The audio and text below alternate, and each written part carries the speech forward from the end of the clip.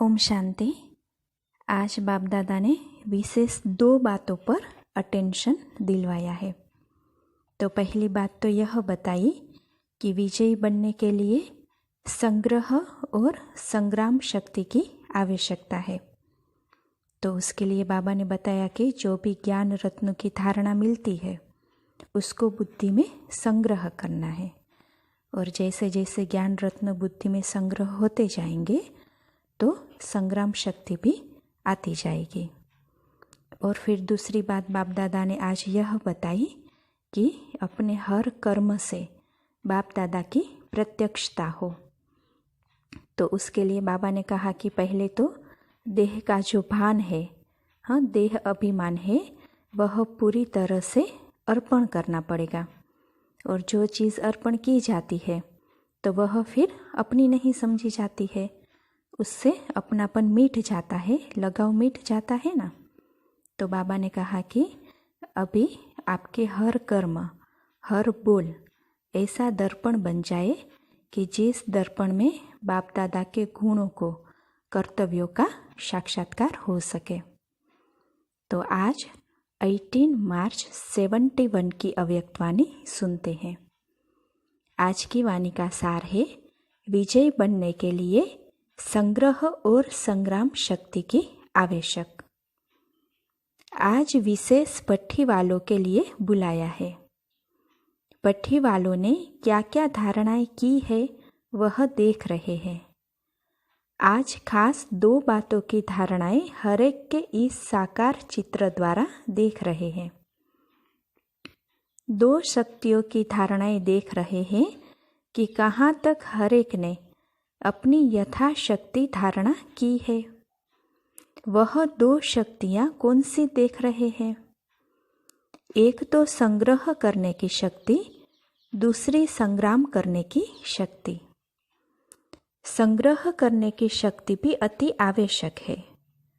तो जो भट्ठी में ज्ञान रत्नों की धारणा मिली है उसको बुद्धि में संग्रह रखना, और इस संग्रह करने से ही लोग संग्रह कर सकेंगे। इसलिए संग्रह करने की और फिर संग्राम करने की शक्ति दोनों ही जरूरी है। दोनों शक्तियाँ धारण की है।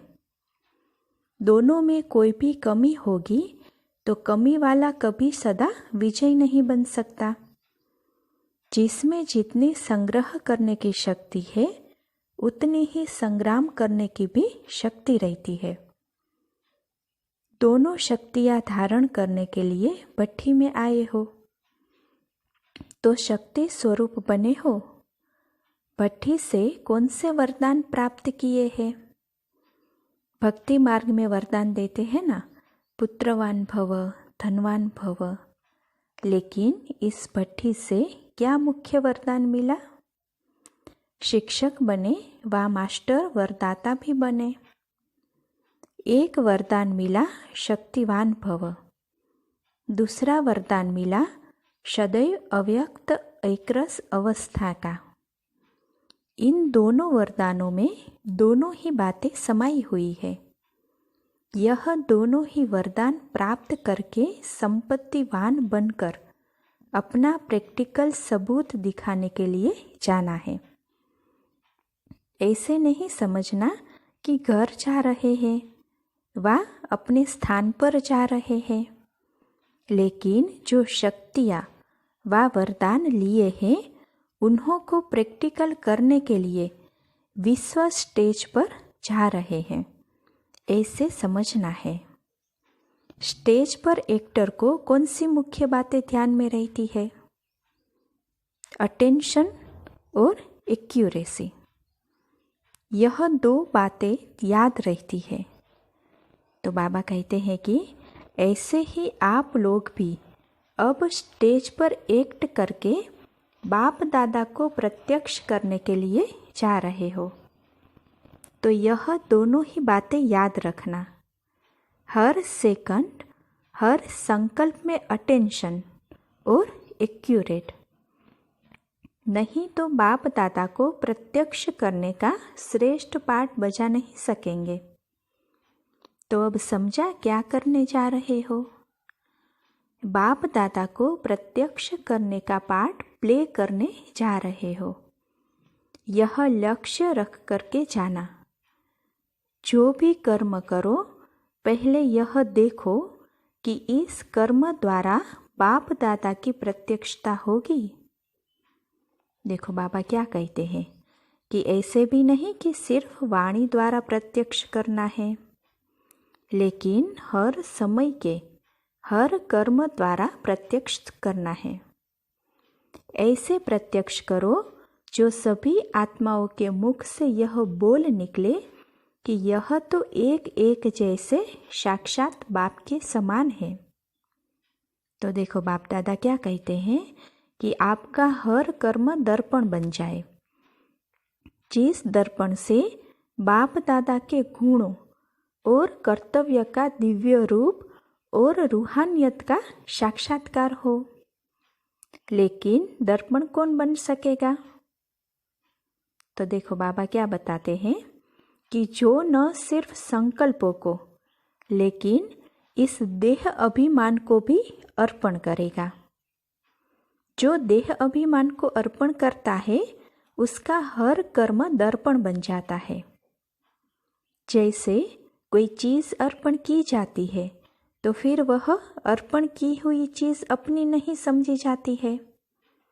तो इस देह के भान को भी अर्पण करने से जब अपनापन मिट जाता है तो लगाव भी मिट जाता है। ऐसे समर्पण हुए हो। देखो बाप दादा ने बहुत ही ऊंची समर्पण की स्टेज बताई। अभी देखो बाबा क्या कहते हैं कि ऐसे समर्पण होने वालों की निशानी क्या रहेगी। तो वह निशानी बताते हैं कि एक तो सदा योग युक्त और दूसरा सदा बंधन मुक्त। जो योग युक्त होगा वह बंधन मुक्त जरूर होगा। योग युक्त का अर्थ ही है देह के आकर्षण के बंधन से भी मुक्त। जब देह के बंधन से मुक्त हो गए तो सर्व बंधन मुक्त बन ही जाते हैं। तो समर्पण अर्थात सदा योग युक्त और सर्व बंधन मुक्त, यह निशानी अपनी सदा कायम रखना। अगर कोई भी बंधन युक्त होंगे तो योग युक्त नहीं कहलाएंगे। जो योग युक्त होगा तो उसकी परख यह भी होगी जो उसका हर संकल्प हर कर्म योग युक्त होगा।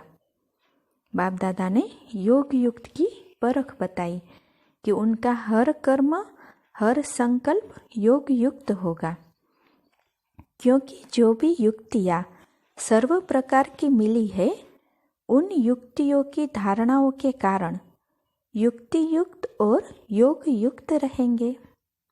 समझा परख की निशानी। इससे अपने आप को समझ सकते हो कि कहाँ तक पहुँचे हैं। इसीलिए कहा कि संग्रह और संग्राम की शक्ति दोनों भर कर जाना। रिजल्ट क्या देखी? सर्टिफिकेट मिला।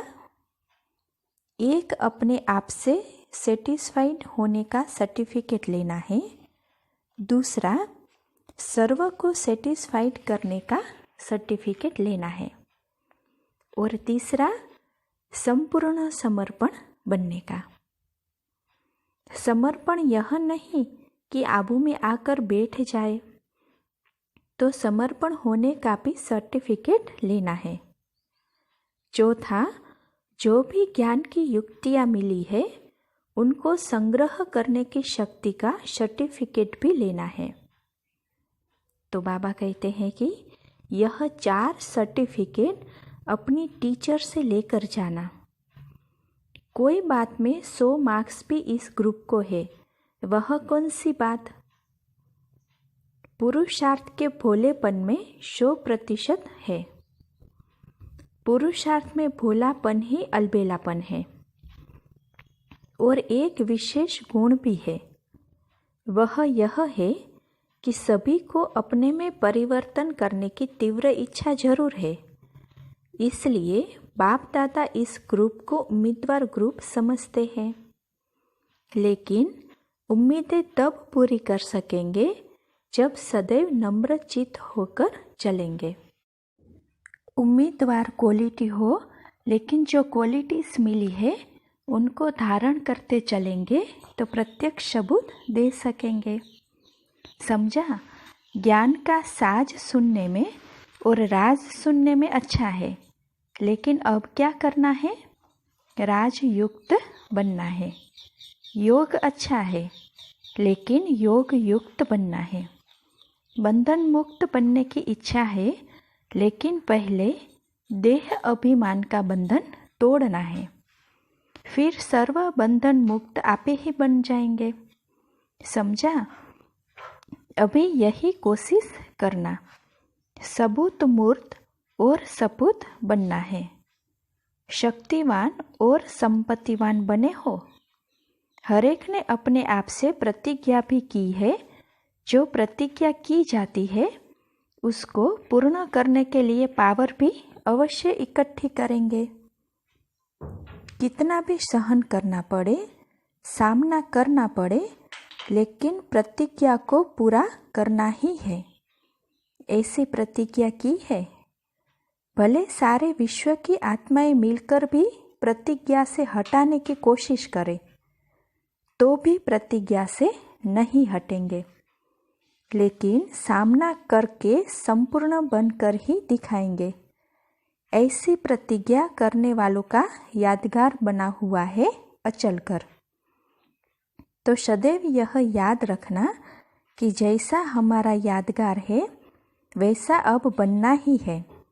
यह तो सहज है ना। स्थूल निशानी को याद करने से नशा और निशाना याद रहेगा।